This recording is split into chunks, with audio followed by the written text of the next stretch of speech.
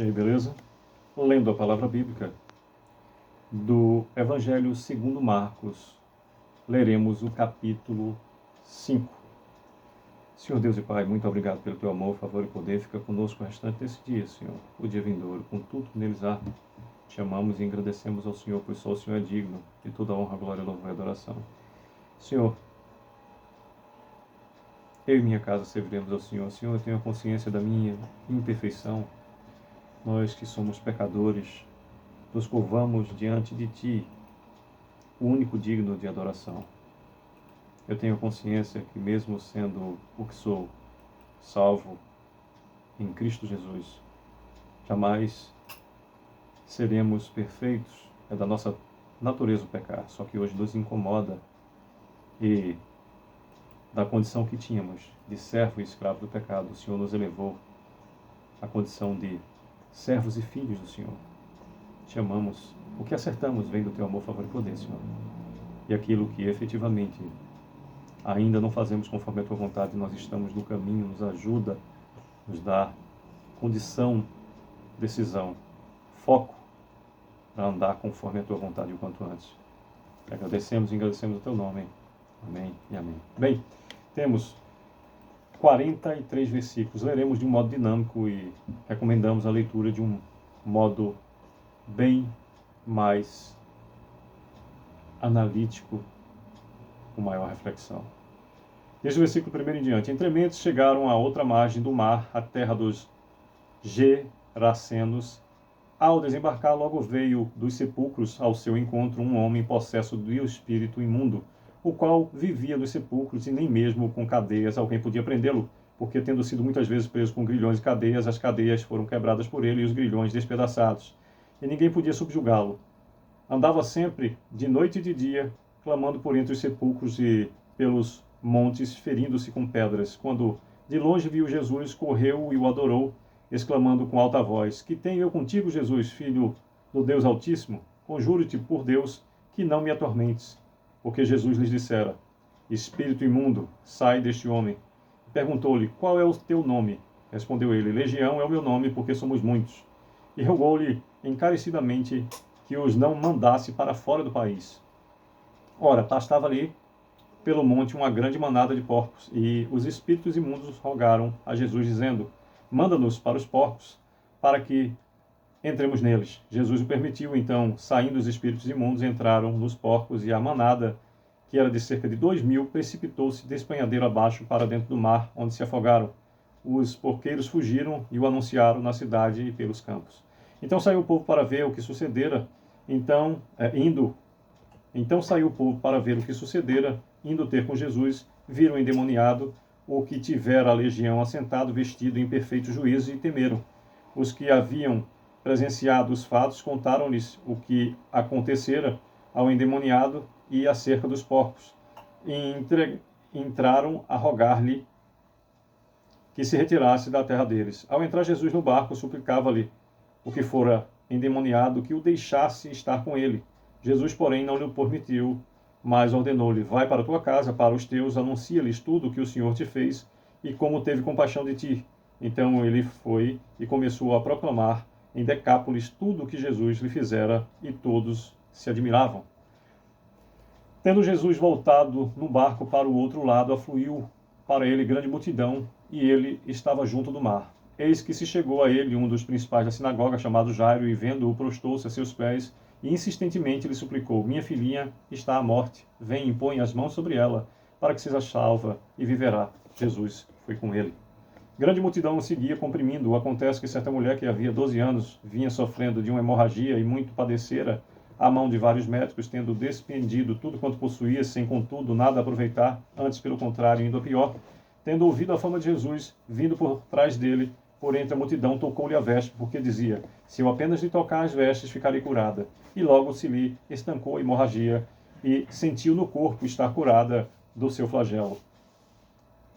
Jesus, reconhecendo imediatamente que dele saíra poder, virando-se no meio da multidão, perguntou: Quem me tocou nas vestes? Responderam-lhe seus discípulos: Vês que a multidão te aperta e dizes: Quem me tocou?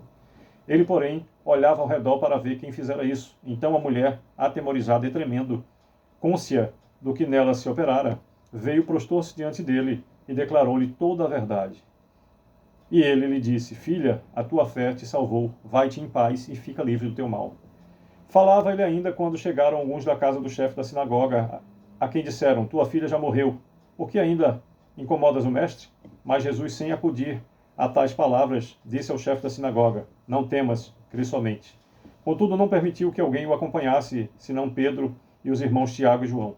Chegando à casa do chefe da sinagoga, viu Jesus o alvoroço, os que choravam e os que pranteavam muito.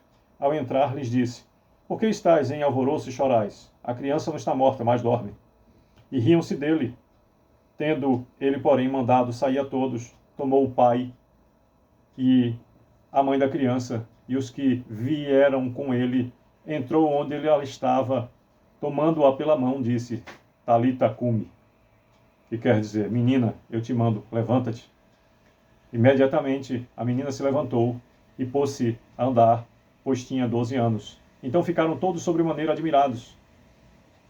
43º e último versículo nos diz: Mas Jesus ordenou-lhes expressamente que ninguém o soubessem e mandou que dessem de comer a menina. Pois bem, por meio desses 43 versículos nos fala o capítulo 5 de Marcos, diversas passagens do registro da maravilhosa graça de Jesus que nos transparece através do seu amor e da sua salvação, desde aquele tempo até os dias de hoje.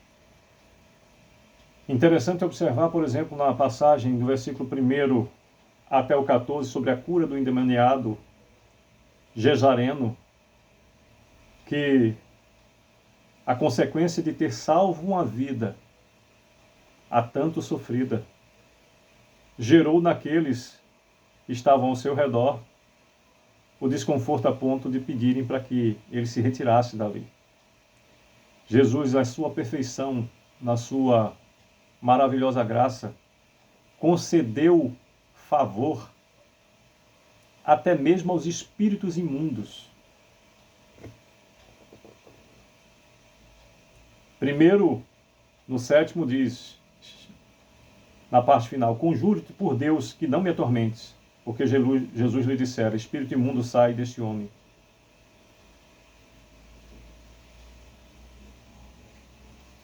No versículo 10, disseram os espíritos, e rogou-lhe encarecidamente que não os mandasse para fora do país.